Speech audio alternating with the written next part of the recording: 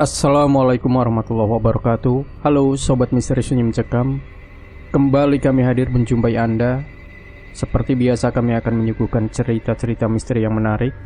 Dan untuk kesempatan kali ini kami sudah menyiapkan sebuah kisah nyata misteri yang berjudul Dua Sejoli Hilang Misterius di Alas Purwo. Alas Purwo adalah tempat wisata yang sangat indah, rumah bagi ratusan flora dan fauna. Di sana juga ada pantai yang ombaknya digadang-gadang cocok untuk surfing. Di Alas Purwo juga ada pura yang disucikan oleh umat Hindu. Indah bukan? Tapi tunggu dulu, ada sisi lain dari Alas Purwo. Tempat ini terkenal angker dan menjadi istana kerajaan jin Pulau Jawa. Banyak cerita mistis di Alas Purwo. Pernah juga ada orang yang menghilang di hutan ini. Dan kali ini saya akan cerita tentang kisahnya Cahyo yang menjadi guide bagi kedua temannya yang berkemah di Pantai Pancur. Tanpa banyak basa-basi lagi, langsung saja kita simak ceritanya. Perkenalkan, namaku Cahyo. Aku adalah seorang IT support di salah satu perusahaan asing. Itu adalah perusahaan startup, dan kebetulan saat ini aku sudah jadi staf senior di sana. Semua teman-teman kantorku tahu kalau aku adalah anak pecinta alam. Ya, memang sejak dari kuliah aku suka menjelajahi alam, naik gunung, pergi ke pulau-pulau terpencil, dan menelusuri hutan-hutan tropis.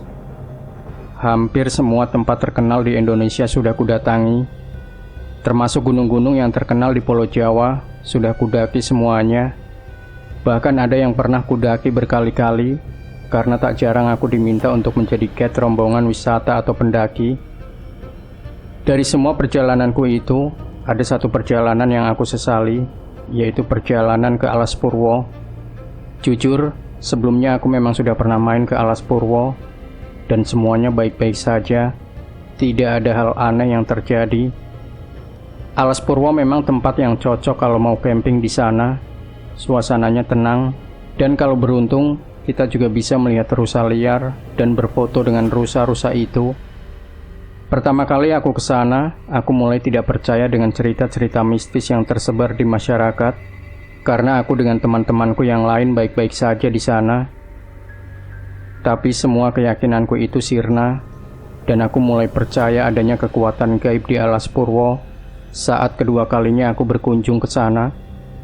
Awal ceritanya, sore itu setelah selesai ngebenerin koneksi wifi kantor yang down, ada dua orang staf yang menghampiriku. Mereka berdua adalah Sekar dan Bambang. Menurut gosip yang aku dengar dari teman-teman kantor, katanya Sekar dan Bambang ini baru saja jadian seminggu lalu. Menurutku memang mereka serasi. Sekar adalah perempuan cantik dan seksi, sedangkan Bambang pria tampan berbadan atletis, sudah seperti binaragawan. Kalian, ada yang dapat aku bantu? Tanya aku pada mereka berdua. Bambang dan Sekar malah senyum-senyum. Kamu berdua kenapa? Kesambet? Tanya aku. Enggak. Jadi gini Mas Cahyo, Mas pasti sudah tahu kan kalau kami berdua baru aja jadian. Nah, ceritanya kami mau liburan ke tempat yang angker gitu. Soalnya kami berdua suka banget sama suasana horor, kata Bambang sambil tersenyum. Terus? Tanyaku. Kami berdua mau camping gitu di Alas Purwo. Katanya Mas Cahyo pernah ke sana ya? Tanya Bambang. Iya, pernah sih, tapi kayaknya aku sibuk banget nih. Aku udah tahu kalau mereka pasti memintaku untuk jadi guide-nya, dan kebetulan saat itu aku lagi males. Gini Mas Cahyo, kami cuma minta di-guide saja ke sana untuk 1 malam, dan kami sudah siapin bayaran yang lumayan besar buat Mas Cahyo, 3 juta, mau nggak? Kata Bambang, dia langsung nembak harga. Duh, maaf nih, kayaknya aku tidak bisa. Soalnya benar-benar lagi banyak kerjaan di rumah, kataku. Gimana kalau 4 juta? Kata Sekar. Oke, jadi. Kataku tanpa basa-basi lagi. Aku langsung menyanggupi tawarannya. Lumayan juga dibayar 4 juta. Singkat cerita, kami bertiga pun cuti di hari yang sama, dan untungnya di ACC oleh atasan. Kami ke Alas Purwo bukan di hari weekend, melainkan di hari-hari biasa. Maksudnya agar tidak banyak orang juga di camping ground-nya. Pagi sekali kami berangkat dari stasiun Gambir. Tujuan kami adalah Banyuwangi. Tentu kami harus bermalam dulu di penginapan karena pas sampai ke sana hari udah mulai gelap. Nah, malamnya saat di penginapan aku langsung mencari informasi sewa mobil karena tidak ada mobil umum yang menuju Alas Purwo. Setelah bermalam di penginapan, di pagi harinya barulah kami bertiga berangkat ke Alas Purwo. Menggunakan mobil charteran, si pengemudi mobilnya sangat ramah. Dia berbicara dengan logat Jawa yang kental. Dia juga sempat bertanya tujuan kami ke Alas Purwo mau ngapain. Aku jawab saja mau camping. Si sopir berpesan kalau main ke Alas Purwo jangan sampai ngomong gegabah, apalagi bertingkah sembarangan. Tentu saja aku sudah paham soal itu dan tidak perlu lagi dikasih tahu. Sepanjang perjalanan, aku perhatikan si Bambang dan Sekar mesra sekali. Maklum, mungkin ini adalah liburan pertama mereka. Sudah seperti bulan madu saja. Aku sendiri yang memang sudah berumah tangga biasa saja melihat kemesraan mereka. Bodoh amat, yang penting dapat 4 juta, pikirku. Selang beberapa jam, mobil yang kami tumpangi tiba di perhutani Alas Purwo. Sejauh mata memandang, hanya terlihat pohon-pohon besar berjajar di pinggiran jalan. Jalan di Alas Purwo juga sudah aspal. Tujuan kami adalah Pantai Pancur. Di sana kami akan camping selama 1 malam. Tak berselang lama mobil kami pun tiba di pos Rawobendo Alas Purwo. Pos ini dikhususkan untuk kegiatan para turis. Setiap pengunjung harus membayar tiket masuk di pos itu. Setelah membayar tiket, mobil pun melaju kembali. Saat itu hari sudah mulai sore. Kami akan melewati pantai triangulasi terlebih dahulu sebelum tiba di Pantai Pancur. Namun tanpa diduga-duga, ada seorang lelaki yang mencegat kami di tengah-tengah jalan. Dari penampilannya dia seperti orang gila. Lelaki itu benar-benar ada di tengah jalan. Sopir pun injak rem. Dia membuka kaca mobilnya. "Woi, awas, jangan berdiri di tengah jalan," bentak sopir itu. Bukannya menghindar, lelaki itu malah mendekat ke arah kami. Pakaian lelaki itu compang-camping. Bahkan kelaminnya juga kelihatan karena celana yang ia gunakan bolong di bagian tengah. Sekar menjerit takut. Dia dipeluk oleh Bambang. Si sopir turun dari mobilnya. Kudengar orang gila itu teriak-teriak menggunakan bahasa Jawa. "Kanjeng ngerti niate kowe kabeh," begitu katanya. Aku tidak mengerti kenapa orang gila itu berkata seperti itu. Saat itu aku menganggap ocehannya adalah omong kosong. Si sopir berhasil mengusir orang itu. Dia masuk ke hutan sambil berteriak mengucapkan hal yang sama. Saat kutanyakan siapa dia, si sopir juga tidak tahu. Dia tidak pernah melihat orang gila itu di sepanjang jalan Alas Purwo ini. Perjalanan pun dilanjutkan setelah melewati pantai triangulasi. Akhirnya kami tiba di Pantai Pancur. Tadi di jalan kami sempat melihat ada beberapa orang berpakaian serba putih yang khas untuk ibadah umat Hindu. Mungkin saja mereka berasal dari Bali. Sebelum pantai triangulasi memang ada pura luhur Giri Salaka yang dikeramatkan oleh orang-orang Hindu dan biasanya digunakan untuk upacara keagamaan. Kami pun turun dari mobil. Saat kami tiba di sana, matahari sudah hampir tenggelam. Dari sana terlihat Pantai Pancur yang sedang memerah, menyusul akan tenggelamnya matahari. Tanpa banyak basa-basi lagi, setelah membayar sewa mobil, Bambang dan Sekar langsung berlarian menuruni anak tangga yang kebetulan pantainya berada di bawah. Mereka berdua layaknya pasangan suami istri yang baru saja menikah. Bambang dan Sekar tampak mesra. Mereka berfoto di pantai itu, sementara aku sibuk mendirikan tenda untuk mereka. Kami membawa 2 tenda, 1 tenda yang ukurannya besar untuk mereka berdua, sedangkan yang satu lagi berukuran kecil untukku sendiri. Tenda pun berhasil dipasang. Aku naik ke atas anak tangga untuk mendirikan sholat maghrib. Kebetulan di atas sana ada sebuah musola. Ketika aku masuk ke dalam musola itu, kulihat musolanya tampak sepi dan hanya ada 1 orang lelaki paruh baya yang berpakaian seperti Wali Songo sedang sholat. Aku pun bermakmum pada lelaki itu. Dia langsung mengeraskan bacaan sholatnya. Selesai sholat, aku berzikir sejenak. Sementara lelaki itu yang masih berzikir di depanku. Tak lama kemudian aku beranjak dari musola itu untuk menghampiri Bambang dan Sekar. Pas aku sampai ke pantai, ternyata Bambang sudah membuat api unggun. Entah dari mana dia mendapatkan kayu bakar kering itu. Sekar dan Bambang mengeluarkan makanan yang mereka bawa dari rumah, seperti sosis dan mie instan. Mereka juga membawa berbagai macam cemilan. Aku mengeluarkan makananku sendiri dari dalam tas, berupa mie instan. Kami pun makan malam di sana. Masuk waktu Isya, aku kembali ke musola, dan ternyata si lelaki yang berpakaian seperti Wali Songo itu masih berzikir di dalam masjid. Aku tidak berani menyapanya, karena takut mengganggu. Akhirnya aku sholat sendiri saja. Mungkin si lelaki itu udah sholat duluan tadi. Setelah sholat, aku pun kembali ke tenda. Malam pun semakin larut. Aku beranjak ke tenda, sementara Sekar dan Bambang masuk ke tenda mereka. Aku tidak peduli apa yang mau mereka lakukan di dalam tenda itu. Bodoh amat. Yang penting dapat 4 juta, pikirku. Entah kenapa malam itu aku tidak bisa tidur, padahal suasananya mendukung sekali untuk tidur. Cuacanya dingin dan terdengar suara ombak. Aku pun membuka sleting tendaku dan melongokkan kepala keluar tenda. Dan tak sengaja kulihat bayangan Bambang dan Sekar sedang melakukan hubungan intim. Lampu tenda mereka masih menyala, sehingga bayangannya jelas terlihat. Anjir, apa-apaan ini? Aku langsung menutup kembali pintu tendaku dan mencoba untuk memejamkan mata. Suara mereka benar-benar mengganggu. Aku mencoba untuk menutup kedua telingaku, tapi erangannya masih terdengar, dan tak lama kemudian ku dengar mereka berdua berteriak. Pintu tenda mereka masih tertutup rapat, tapi aku tidak lagi melihat bayangan mereka. Buru-buru ku buka pintu tenda itu, dan ternyata mereka menghilang. Baju dan pakaian dalam mereka masih tergeletak di sana. Aku panik, lalu berteriak memanggil nama mereka. Ku ambil senter dari dalam tenda, lalu ku sorotkan ke pasir. Di sana ada jejak kaki. Aku yakin itu jejak kaki Bambang dan Sekar. Segera ku ikuti jejak kaki itu. Ternyata mengarah ke anak tangga, dan di anak tangga ku lihat ada kembang melati yang berserakan. Aku yakin ini adalah sebuah petunjuk. Dengan memberanikan diri ku ikuti taburan kembang melati itu. Semakin ku ikuti, semakin aku masuk ke dalam hutan alas Purwo. Sekelilingku gelap sekali. Namun dengan cahaya senter, aku masih bisa melihat taburan melati di tanah. Aku tak henti berteriak memanggil nama mereka berdua.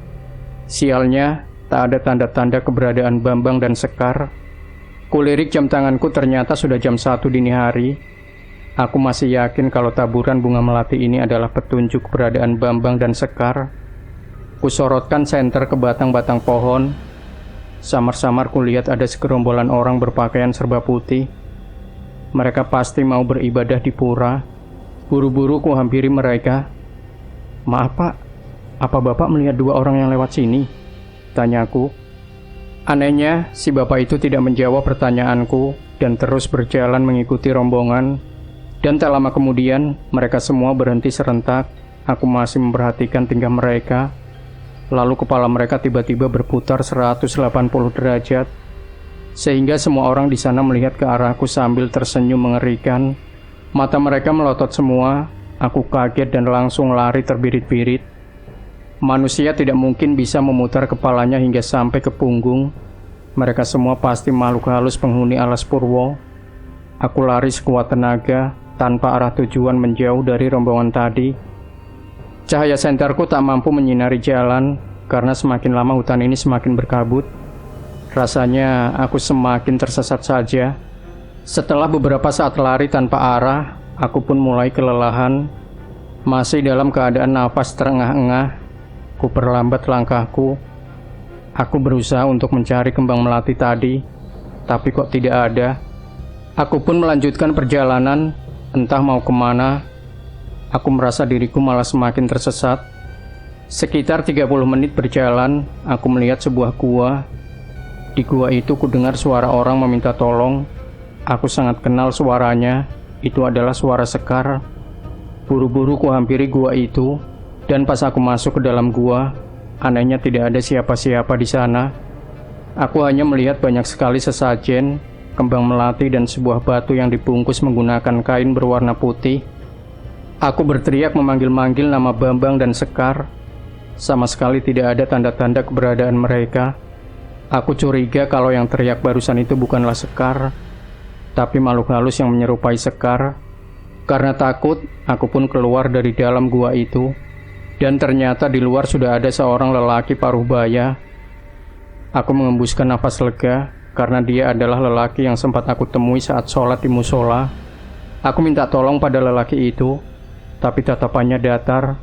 Dia menoleh ke wajahku dan berkata, "Kedua temanmu itu sudah membuat penghuni alas purwo ini marah." "Lalu, apa yang harus saya lakukan, Pak?" "Tolong bantu temukan teman-teman saya, Pak." Aku memohon, "Kau pergi saja ke arah barat, nanti kau akan menemukan mereka di sana. Dan ingat, apapun yang terjadi, saranku jangan menoleh ke belakang. Teruslah berjalan sampai kau menemukan teman-temanmu itu," kata lelaki itu. Ketika aku menoleh lagi ke arah lelaki tadi, anehnya lelaki itu sudah hilang entah kemana. Aku benar-benar kaget, padahal barusan dia masih ada di sampingku. Tanpa pikir panjang lagi, aku menuruti perkataannya. Aku mulai berjalan ke arah barat, entah apa yang akan kutemui di sana. Semoga saja lelaki tadi benar kalau aku bisa menemukan Bambang dan Sekar. Sekitar 20 menit kemudian, aku mendengar suara langkah seseorang mengikutiku. Aku ingat pesan si lelaki paruh baya itu, apapun yang terjadi, jangan menoleh ke belakang. Saat aku berhenti, suara langkah kaki itu juga berhenti, dan tiba-tiba saja, ada seseorang yang menyapaku dari belakang. "Halo." Begitu sapanya, itu suara seorang lelaki yang sangat mengerikan. Aku sama sekali tidak berani menoleh ke belakang dan terus berjalan ke arah barat. Semakin lama aku mendengar suara langkah kaki itu semakin banyak. Itu seperti rombongan orang yang mengikutiku.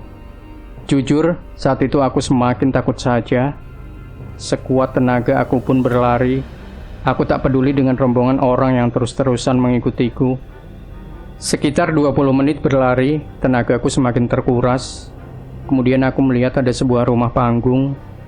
Aneh, kenapa ada rumah di tengah hutan seperti ini?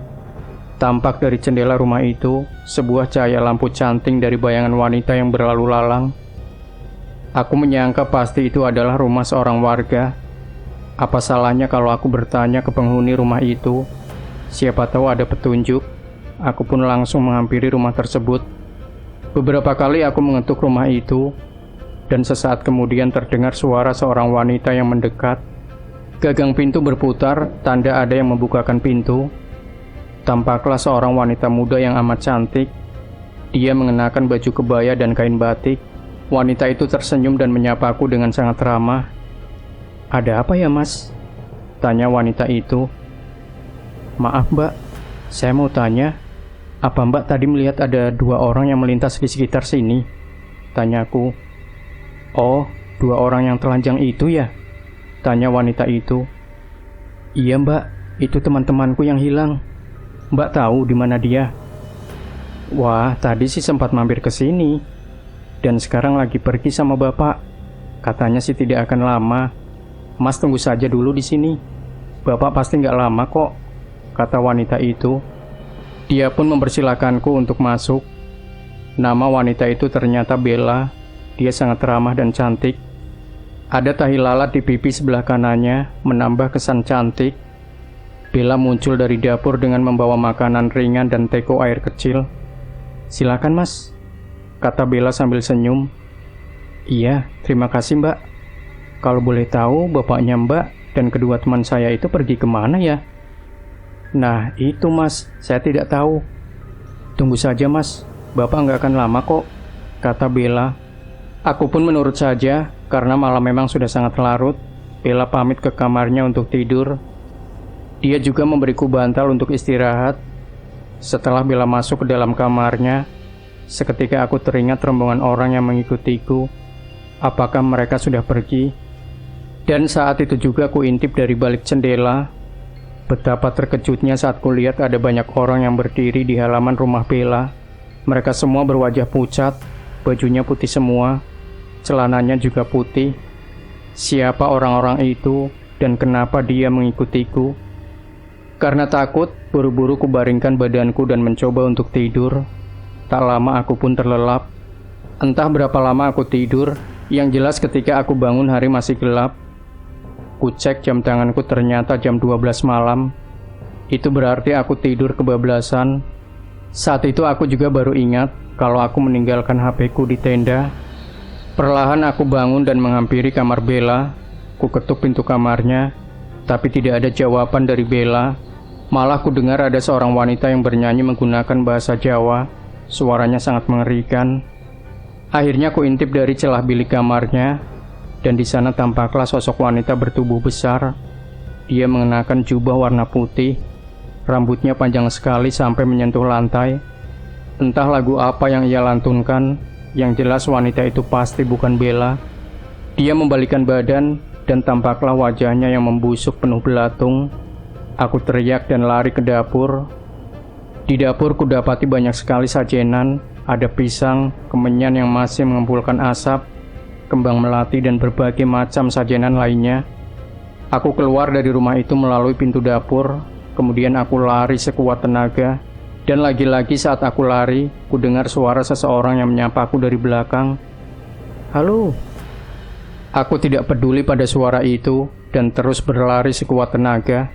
Aku benar-benar kaget dengan apa yang kulihat di hadapanku. Itu adalah sebuah rumah panggung milik Bella. Semakin aku lari rasanya semakin disesatkan saja, dan aku hanya berputar-putar di satu tempat. Tampak dari jendela rumah itu, sosok kuntilanak yang sedang memandangiku. Segera aku lari lagi menjauh dari rumah itu. Lalu di antara pohon-pohon besar, aku melihat Bambang dan Sekar berjalan telanjang bulat, masuk ke kegelapan. Mereka berdua dikawal oleh dua makhluk bertubuh besar dan tinggi. Bahkan tingginya sampai melebihi batang-batang pohon. Dua makhluk raksasa itu membawa Bambang dan Sekar. Aku berusaha mengikuti mereka, tapi entah kenapa tiba-tiba kedua kakiku tergelincir. Aku seperti masuk ke dalam jurang. Tubuhku menggelinding dan sesekali menghantam pohon. Aku mengaduh kesakitan. Untung saja aku masih sadar, tapi tak sanggup lagi untuk bangun. Aku benar-benar tidak berdaya, dan saat itu juga kulihat rombongan orang berwajah pucat mengelilingiku. Mereka semua menatapku dengan tatapan datar. Dari kerumunan itu, muncul 4 orang yang membawa keranda mayat. Mereka memasukkanku ke dalam keranda itu. Aku sama sekali tidak bisa berontak. Mereka membawaku entah kemana. Keranda itu ditutup kain warna putih, dan dari dalam keranda, aku mendengar suara perempuan berbicara dengan bahasa Jawa. Begini katanya, "Mulih, niatmu api." Begitu katanya. Entah apa yang terjadi selanjutnya, aku benar-benar tak sadarkan diri. Dan saat siuman, aku sudah berada di pinggir jalan. Warga mengerumuniku. Tak lama kemudian ambulan datang dan mereka membawaku ke rumah sakit. Bambang dan Sekar ditetapkan sebagai orang hilang dan tidak pernah ditemukan. Aku mendengar sebuah mitos, katanya tidak sedikit orang yang hilang dibawa masuk ke alam jin alas Purwo. Bisa jadi Bambang dan Sekar juga masih hidup sampai sekarang, tapi mereka ada di alam jin.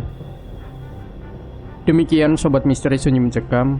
Jangan lupa berikan komentar Anda, like, share video ini, subscribe channel Sunyi Mencekam, dan kembali nantikan cerita-cerita misteri terbaru dari kami. Wassalamualaikum warahmatullahi wabarakatuh.